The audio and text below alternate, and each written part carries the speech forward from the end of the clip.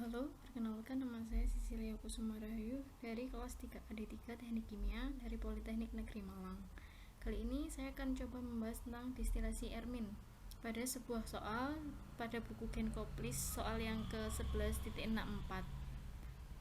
Nah, soalnya adalah sebuah distilasi dari bensin dan toluen menggunakan metode enthalpy concentration atau metode konsentrasi entalpi. Sebuah umpan liquid pada feed 100 kg mol per jam dari bensin dan toluen pada sebuah titik didih mengandung 55 mol persen bensin dan 45% mol toluen. Distilasi ini menggunakan 101,32 kilopascal tekanan untuk menghasilkan distilat dengan XD 0,98 dan bagian bawahnya XW-nya 0,04 menggunakan reflux rasionya 1,3 dari reflux minimumnya dan menggunakan metode konsentrasi entalpi. Dengan soal sebagai berikut. Yang pertama, menentukan jumlah teoritis dari tray. Yang kedua, menghitung beban panas kondensor dan reboiler. Dan yang ketiga, menentukan jumlah minimum trace yang digunakan pada reflux total. Yang pertama, ini ada skemanya.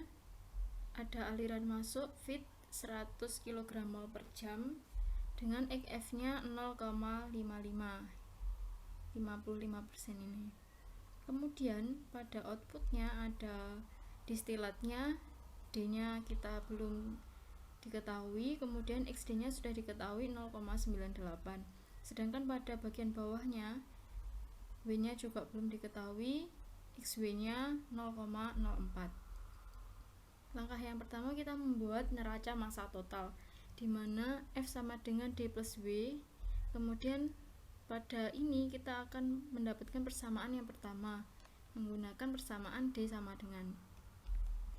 Kemudian pada neraca massa komponen, di mana F dikali XF sama dengan D kali XD plus W dikali XW sama 100, kita masukkan F-nya ini 100, XF-nya 0,55, D-nya kita ubah pada neraca massa totalnya tadi. Pada persamaan ini masukkan 100 min W dikali 0,98 ditambah W dikali 0,04. Kemudian kita akan menghasilkan W sama dengan 45,75 dan D-nya 54,25. Pada soal yang pertama, kita menghitung jumlah tray secara teoritis. Yang pertama, langkah pertama kita lihat pada buku Genkoplis pada tabel 11.1.1 vapor pressure and equilibrium mole fraction data for benzene toluen system. Datanya seperti ini. Kemudian kita plotting bisa menggunakan kertas milimeter block, bisa langsung menggunakan data pada Excel, tapi kita kali ini akan menggunakan milimeter block. Dengan data dimasukkan, XA-nya dimasukkan, YA-nya dimasukkan, nanti kita akan membentuk kurva seperti ini. Kemudian langkah yang pertama, kita tarik garis diagonal pada titik 0,0 dan titik 1,1 ini. Kemudian langkah yang pertama, kemudian dimasukkan nilai XD-nya 0,98, kita buat garis di sini, maaf kurang jelas. Kemudian XF-nya dimasukkan pada titik ini. Nah, kemudian pada XW-nya 0,04. Karena pada soal at boiling point, maka H-nya sama dengan 1. yang artinya slope-nya tak hingga atau tegak lurus terhadap sumbu X. Jadi pada XF-nya ini kita tarik sumbu ke atas untuk membentuk slope-nya, karena slope-nya tak hingga karena diketahui pada boiling point-nya. Kemudian langkah yang pertama kita mencari intercept-nya.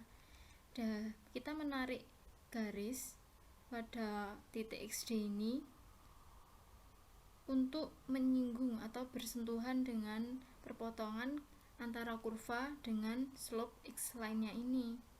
Kita tarik, ini yang berwarna hijau, ini intercept-nya.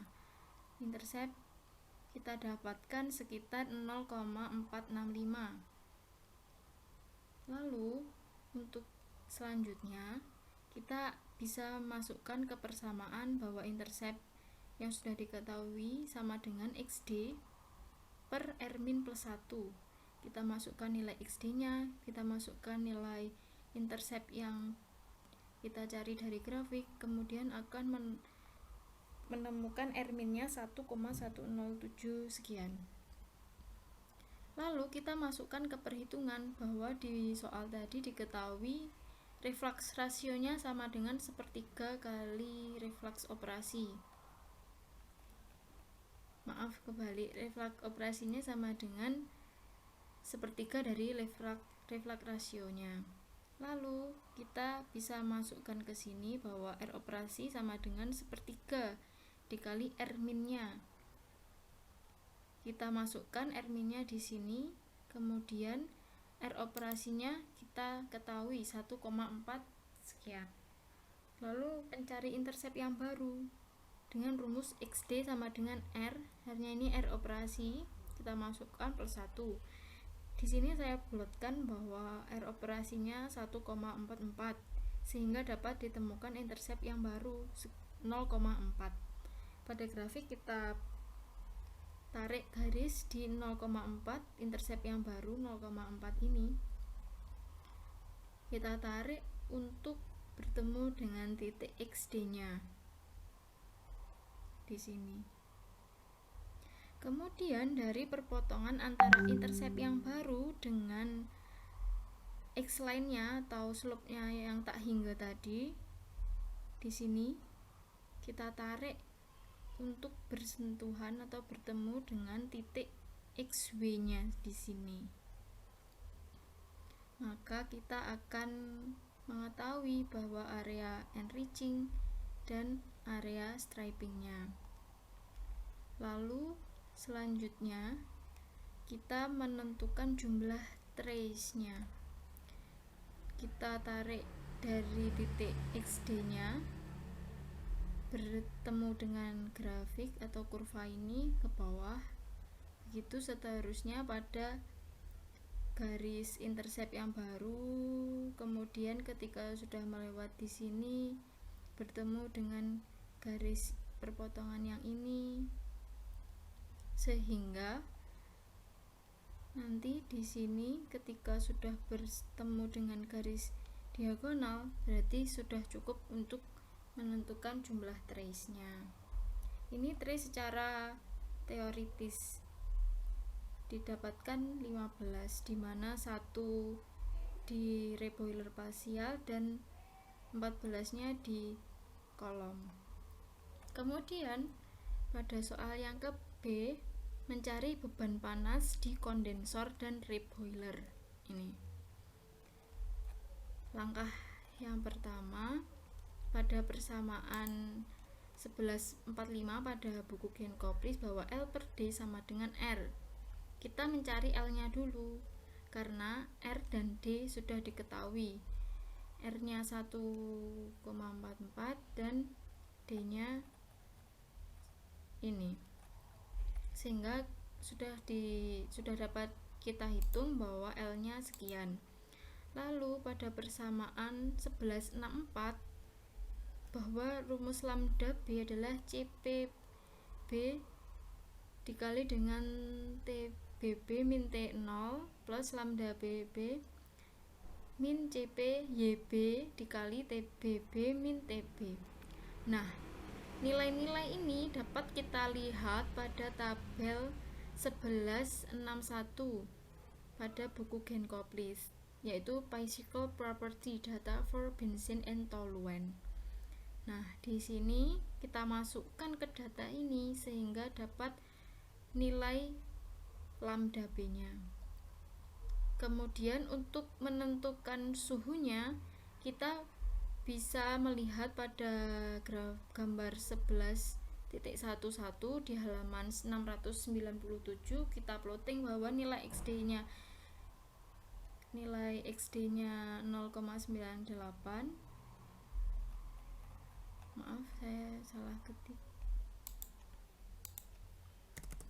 0,98, maka hasil T-nya 81,1 derajat Celcius. Selanjutnya kita lanjutkan ke persamaan 1162 bahwa H sama dengan YA dikali lambda A plus CPYA dikali T min T0 ditambah dengan 1 min YA dikalikan dengan lambda B plus CPYB dikali T min T0. Nah, A ini adalah benzen dan B-nya adalah toluen, sehingga kita masukkan data-data dari persamaan 1162 dan tabel 1161 ini, kita menghasilkan Y-nya adalah sekian atau 30.965,211 kJ per kilogram. Kemudian pada persamaan 1165 mencari HD-nya bahwa XA dikali CPA dikalikan dengan T min 80,1 ditambah 1 min XA dikali CPB dikalikan dengan T min 80,1 ditambah dengan 0. Kita masukkan data-datanya ke perhitungan, dihasilkan 138,786 kJ per kilogram. Sehingga kita bisa menentukan beban panas pada kondensornya dengan memasukkan rumus V1H1 dikurangi LHD min DHD, sehingga didapatkan beban panas pada kondensornya sebesar 4.496.672,906 kJ per kilogram mol. Kita lanjutkan lagi untuk mencari data-data supaya bisa dimasukkan ke rumus beban panas pada reboiler.